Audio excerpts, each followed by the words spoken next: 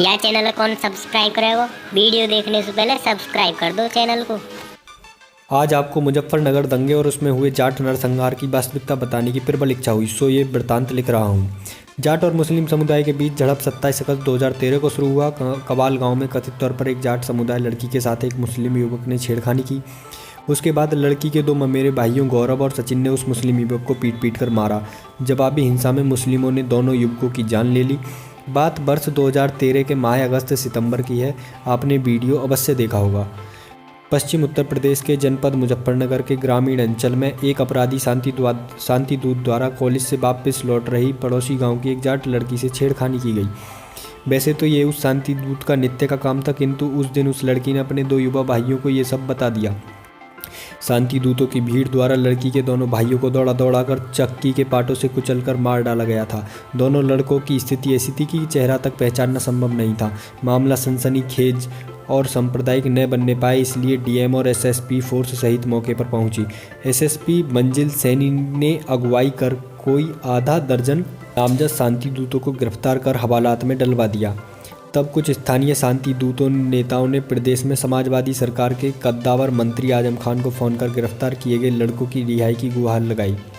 उन दिनों आजम खान की सर्वत्र तूती बोला करती थी। मुलायम और अखिलेश आजम से दबे से रहते थे।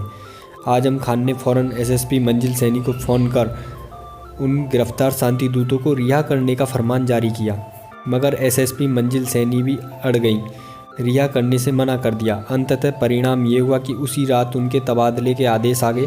अब तो उनके मातहत अधिकारी भी ढीले पड़ गए और सभी मुलजिमों को रिहा कर दिया गया। प्रतिक्रिया न हो इसलिए मीडिया को मैनेज किया गया। ये न्यूज़ उनके एजेंडे को सूट नहीं करती थी, अतः कवरेज भी नहीं मिली। तब जाटों द्वारा इस घोर अन्याय और पक्षपात से उद्वेलित होकर मुजफ्फरनगर में एक महापंचायत का आह्वान किया गया। उस आह्वान पर महापंचायत में भारी संख्या में सम्मिलित होने के बाद जब जाट जन समुदाय वहां से लौटने लगा, तभी असलों से लैस शांति दूतों द्वारा घात लगाकर जाटों पर आक्रमण कर दिया गया। अंधाधुंध गोलीबारी हुई, भीषण नरसंहार हुआ। जाटों के सब नहर में फेंक दिए गए। कोई 1.5 दर्जन लोगों का अभी तक अता पता नहीं है। प्रतिक्रिया में जब सभी हिंदुओं ने इस नरसंहार का विरोध किया तो समाजवादी सरकार ने फर्जी पुलिस कार्रवाई और झूठे मुकदमों द्वारा दमन पीड़ित जाट समुदाय को ही नामजद कर गिरफ्तारियां की जाने लगीं। उस घटना का नैरेटिव कुछ ऐसा बनाया गया जैसे पीड़ित जाट ही आक्रमणकारी रहे हों और हत्यारा समुदाय ही पीड़ित हो। तब केंद्र में कांग्रेस की सरकार थी। चौधरी अजीत सिंह कांग्रेस के सहयोगी थे और सरकार में सम्मिलित भी थे।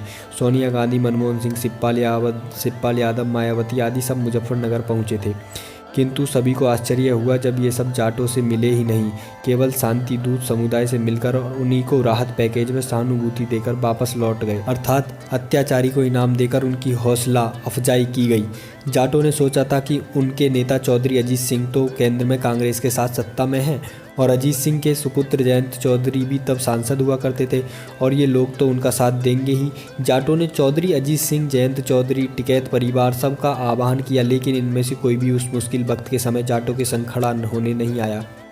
दंगे चलते रहे। पीड़ित जाट अपने नेता चौधरी अजीत सिंह को फ़ोन मिलाते रहे, परंतु उन्होंने तो मुजफ्फरनगर का दौरा करना तक उचित नहीं समझा।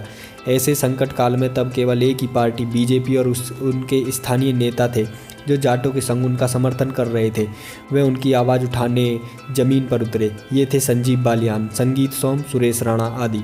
हालांकि इसकी कीमत इन लोगों ने अपने ऊपर नेशनल सिक्योरिटी एक्ट में लंबी गिरफ्तारी झेलकर चुकाई। निरंकुशता तभी तक चल पाती है जब तक सत्ता रहती है और सत्ता भी जन समर्थन के अभाव में जाते देर नहीं लगती। परिणाम ये हुआ कि अगले सभी चुनावों में चौधरी अजीत सिंह का कुनबा और पार्टी निरंतर हारती आ रही है। दमनकारी आजम खान और अहंकारी समाजवादी भी सत्ता में से उखाड़ फेंक दिए गए। जागो हिंदू जागो, अतः आएंगे तो योगी जी ही।